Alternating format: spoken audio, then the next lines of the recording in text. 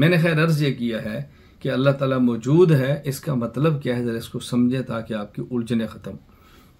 Number 2, हमारा अम्बिया अलैहिस्सलाम के बारे में अक़ीदा ये है कि अम्बिया अलैहिस्सलाम मासूम है, और मासूम कुफर से भी हैं, मासूम कबीरा गुनाह से भी हैं, मासूम सगीरा गुनाह से भी हैं, और मासूम कबीह अमाल से भी हैं। जो माशरे में मायूब अमाल हैं नबी उससे भी मासूम है। मासूम होने का माना ये नहीं है कि नबी गुनाह करता नहीं। मासूम होने का माना ये है कि अल्लाह अपने नबी से गुनाह होने देता नहीं। मासूम इसमें मफ़ऊल है, अच्छी तरह बात समझे। एक है कि पैगंबर करता नहीं, एक यह है कि अल्लाह ताला नबी से होने देते नहीं। अगर नबी के ज़िम्मे होता बचना तो मुमकिन है कोई बंदा कहता है जी बशरी तकाजे के तहत कोई बात कह ली होगी। यहाँ इस्मत के बारे में नजरिया यह है कि जो अल्लाह पैगंबर के सर पे ताज नबुव्वत सजाता है वही अल्लाह नबी को तमाम गुनाहों से बचाता है। तो जब बचाना अल्लाह ने अपने ज़िम्मे ले लिया तो बात ही ख़त्म हुई। देखें ना, कुरान करीम महफूज है, एक एक हरफ इसका, तो हिफाजत कुरान के अल्लाह ने अपने ज़िम्मे ली है। इन्ना नहनु नज़्ज़लना ज़िक्रा व इन्ना लहू लहाफ़िज़ून, कुरान महफूज हो गया। तो नबी के मासूम होने का माना ये है। अच्छा, उसके बाद हमारा अक़ीदा है कि सहाबी महफूज है। सहाबी के महफूज होने का माना ये नहीं है कि सहाबी से गुनाह होता नहीं, बल्कि मासूम महफूज होने का माना ये है सहाबी से गुनाह हो जाता है लेकिन अल्लाह उनके नामा अमाल में बाकी रहने देता नहीं। तौबा की तौफीक दे के अल्लाह सहाबी के गुनाह को ख़त्म फरमा देते हैं।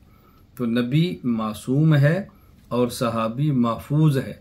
नबी से अल्लाह ताला गुनाह होने देता नहीं, सहाबी से गुनाह हो जाता है लेकिन अल्लाह उनके नामा अमाल में बाकी रहने देता नहीं। ये सहाबी के महफूज होने का माना है। और उसके बाद है मुज्तहिदीन। मुज्तहिद के बारे में हमारा नज़रिया है कि मुज्तहिद माजूर है, मासूम भी नहीं, महफूज भी नहीं, बल्कि माजूर है। यानी मुज्तहिद से गुनाह भी हो जाता है और मुमकिन है उस गुनाह के साथ दुनिया से भी चला जाए, लेकिन इज्तिहादियात में मुज्तहिद माजूर होता है। यानी मुज्तहिद अगर इज्तिहाद में खता कर ले, खता हो जाए तो तब भी मुज्तहिद को उस पर अजर मिलता है। ज़रा इसको बात अच्छी तरह समझ लें कि हम कहते हैं मुज्तहिद मुसीब ये 2 अजर का मुस्तहिक होता है और मुज्तहिद मुख्ती 1 अजर का मुस्तहिक होता है। यानी मुज्तहिद हर हाल में माजूर है। अगर मुज्तहिद इज्तिहाद करे और इज्तिहाद दुरुस्त हो तो दोहरा अजर मिलता है, और अगर मुज्तहिद इज्तिहाद करे, इज्तिहाद में ख़ता हो जाए तो उसको एक कहरा अजर मिलता है। लोगों को ताज्जुब होता है कि जब ख़ता होगी तो अब अजर किस बात का है। बात मिसाल से समझें। मैं उलमाए किराम से गुजारिश करूँगा जब भी आपने कोई अक़ीदा या कोई मसला समझाना हो तो मिसाल ज़रूर दिया करें। कभी पहले मिसाल देते हैं अक़ीदा और मसला बाद में बयान करते हैं कि वो अक़ीदा या मसला इतना अहम होता है, पहले मिसाल न दें तो बात समझ नहीं आती। और कभी अक़ीदा और मसला पहले बयान कर लेते हैं और मिसाल उसकी बाद में दे देते हैं। कभी ये बात अच्छी तरह समझ लें, मुज्तहिद अगर उससे इज्तिहाद दुरुस्त हो तो दोहरा अजर, अगर इज्तिहाद में ख़ता हो तो एक कहरा अजर। इसकी मिसाल समझें। अगर कोई डॉक्टर हो और स्पेशलिस्ट हो और सर्जन हो, अब अगर वो किसी अहम केस को ले और सर्जरी करे और बड़ी मुशक्क़त के साथ करे और सर्जरी उसकी कामयाब हो जाए और मरीज़ की जान बच जाए, तो उसको डॉक्टर होने की बुनियाद पर जो तनख्वाह मिलती है वो मिलेगी, जो उसके सर्जरी करने की ऑपरेशन की फ़ीस है वो उसको मिलेगी। लेकिन चूँकि सर्जरी कामयाब हुई है और उसने बड़ी मुशक्क़त की है और मरीज़ की जान बच गई है, मरीज़ का मर्ज़ ठीक हो गया है, अब उस डॉक्टर को तरक्की भी मिलेगी, उस डॉक्टर को शाबाश भी मिलेगी, उस डॉक्टर के गले में हार भी पड़ेंगे, उस डॉक्टर की माशरे में इज्जत भी बहुत बढ़ जाएगी। तो एक है डॉक्टर को उजरत, अजर, पैसे मिलने उसकी सर्जरी के, और एक है उसको शाबाश या तरक्की मिलनी उस सर्जरी के कामयाब होने के। लेकिन अगर कोई केस बहुत अहम हो, दिमाग का है, दिल का है, गुर्दे का है, कोई अहम ऑपरेशन है और डॉक्टर सर्जरी करता है लेकिन सर्जरी उसकी नाकाम हो जाती है और मरीज फौत हो जाता है, तो डॉक्टर को तनख्वाह और उजरत उसकी सर्जरी की तब भी मिलेगी, इसलिए कि उसने सर्जरी की है, दयानतदारी से की है, पूरा वक्त दिया है, पूरी कोशिश की है, जो उसकी तालीम थी उसने मुकम्मल उसको इस्तेमाल किया है, अपना तजर्बा इस्तेमाल किया, अपने औजार इस्तेमाल किए हैं। लेकिन इतनी मुशक्क़त और मेहनत के बावजूद सर्जरी कामयाब नहीं हो सकी और मरीज़ फौत हो गया, तो डॉक्टर को इस मरीज़ के बच जाने पे, सेहतमंद होने पे जो शाबाश और तरक्की मिलनी थी वो अब नहीं मिलेगी। तो हम कहते हैं अगर कोई डॉक्टर सर्जरी करे और कामयाब सर्जरी हो जाए तो सर्जरी करने की उजरत भी मिलेगी और कामयाब सर्जरी होने पर उसको तरक्की और शाबाश भी मिलेगी।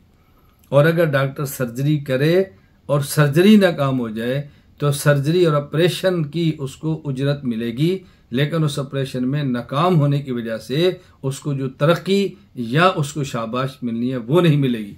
इसी तरह जब मुज्तहिद इज्तिहाद करता है और इज्तिहाद उसका दुरुस्त साबित होता है तो इज्तिहाद करने का अजर अलग होता है और इज्तिहाद के दुरुस्त होने का शाबाश तरक्की अजर अलग होता है कि उसके दर्जात बुलंद होते हैं, दोहरा अजर।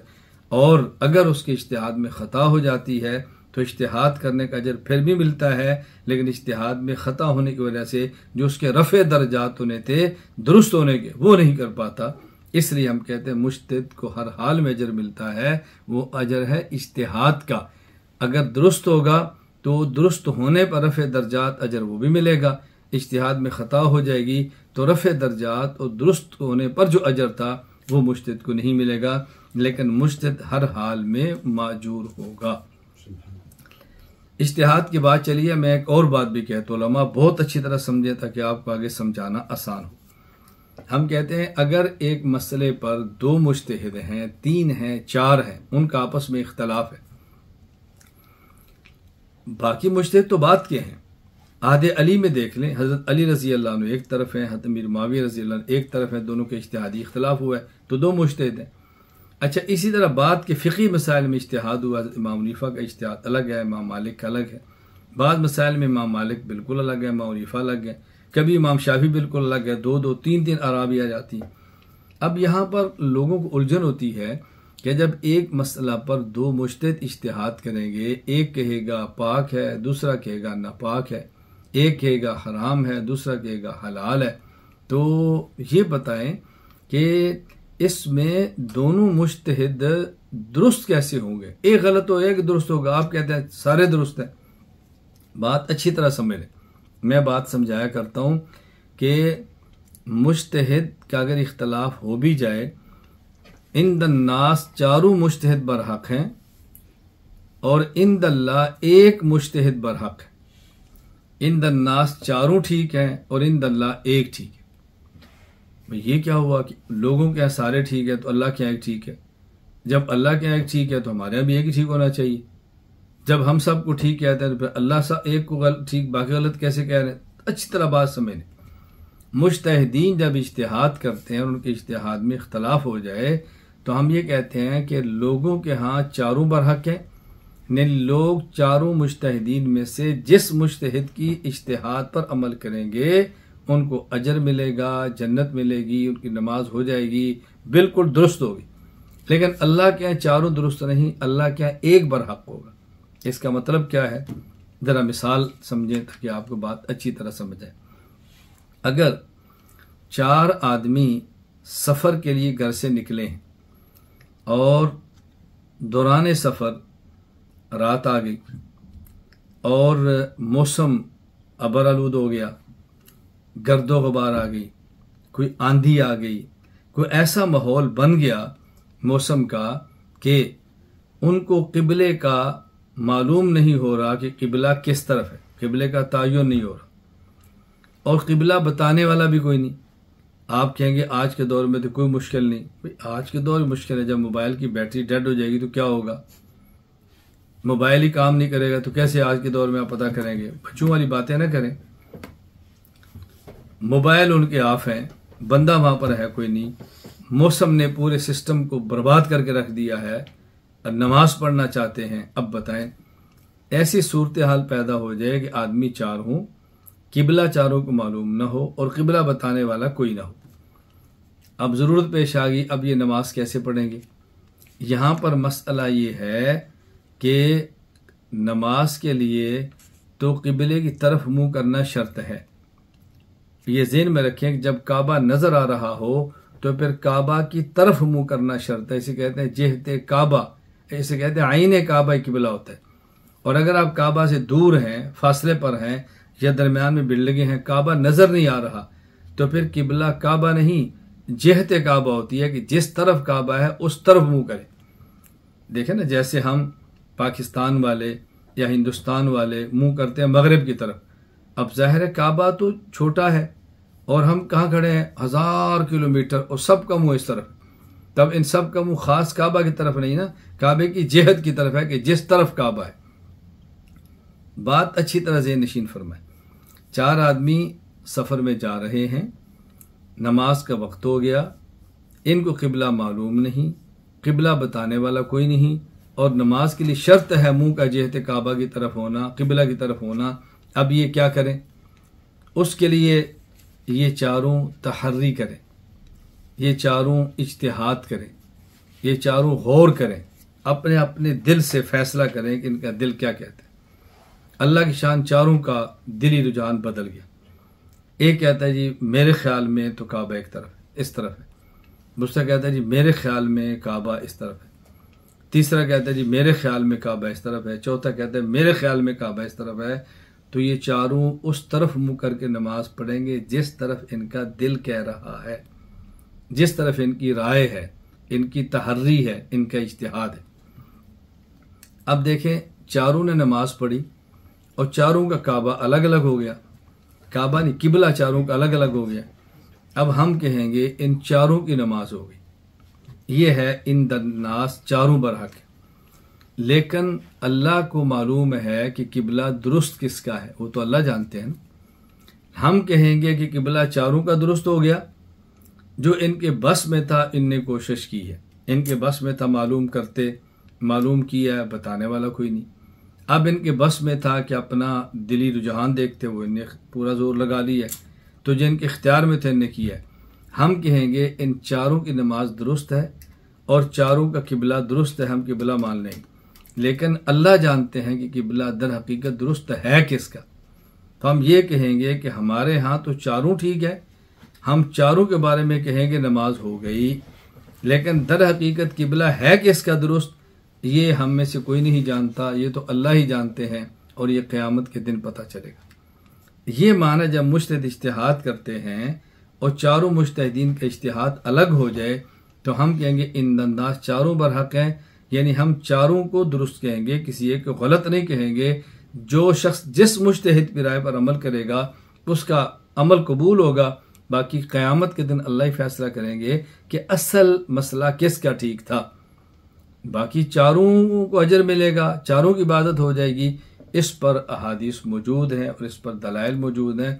मैं इस वक्त इस मसले पर दलाइल पेश नहीं कर रहा, उसके लिए आप इज्तिहाद व तकलीद मेरा बयान सुन लें या मेरी फ़ाइल देख लें। मैंने मुफस्सल इस पर गुफ्तगू कर दी है अल्हम्दुलिल्लाह। मैं ये बात इसलिए अर्ज़ कर रहा हूँ कि जिस कदर आपको मसाइल पैदा होते रहेंगे ना, हमने उस पर काम किया है और तसलसल से कर रहे हैं। मैंने मरकज़ अपने साथ और अपने साथ काम करने वाले अफराद की खिदमत में अर्ज़ किया है। देखो, हम नीयत कर लें कि जो जो अकायद और जो जो मसाइल हैं जिन पर काम हमारे बस में है, हम फाइल भी बना दें, ऑडियो बयान बना दें, वीडियो बना दें और ये काम करके हम दुनिया से चले जाएं। बाकी जिसको ज़रूरत होगी वो आता रहेगा और लेता रहेगा और उसकी ज़रूरतें पूरी होती रहेंगी। जो हमारे ज़िम्मे काम है हम वो करेंगे इंशाअल्लाह अज़ीज़। बस दुआ फरमाए कि अल्लाह ताला आफ़ियत के साथ इन कामों को पाया तकमील तक पहुँचा दे। तो मैं ये मुज्तहिदीन के बारे में मुख्तसर सी बात की है ताकि बात अच्छी तरह उलझन ना। अच्छा, इसी तरह बसा औक़ात हमारे यहाँ एक इमाम का कौल होता है और वो कौल बज़ाहिर दलाइल के ख़िलाफ़ होता है और लोग उस पर एतराज़ करते हैं।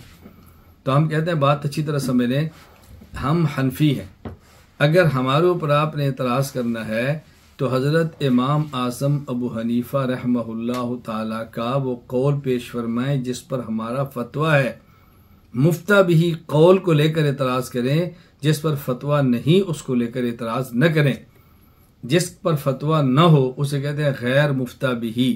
गैर मुफ्ता बिही मसला को लेकर एतराज करना ऐसे ही है कि जैसे आदमी हदीस सही के मुकाबले में हदीस ज़ईफ़ को लेकर एतराज करे, हदीस राजे के मुकाबले में मरजू को लेकर एतराज करे, हदीस नासिख के मुकाबले में मनसूख को लेकर एतराज करे। तो हदीसें एक मसले पर दो होती हैं, एक मनसूख और दूसरी नासिख। एक मसला पर हदीसें दो होती हैं, एक मरजूह और दूसरी राजे। एक मसला पर हदीसें दो होती हैं, एक ज़ईफ़ एक सही और एक ज़ईफ़ और एक सही।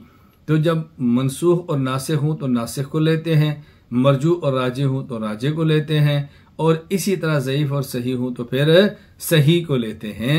ये बात ज़हन नशीन फरमा लें, उलझन के अंदर मुब्तला न हूं। इसी तरह जब इमाम के दो कौल आ जाए, एक गैर मुफ्ता भी और एक मुफ्ता भी, तो फिर गैर मुफ्ता भी को छोड़कर मुफ्ता भी कौल को लेते हैं। ये आपने ज़हन नशीन करने, इसके अंदर उलझन के अंदर मुब्तला नहीं होना।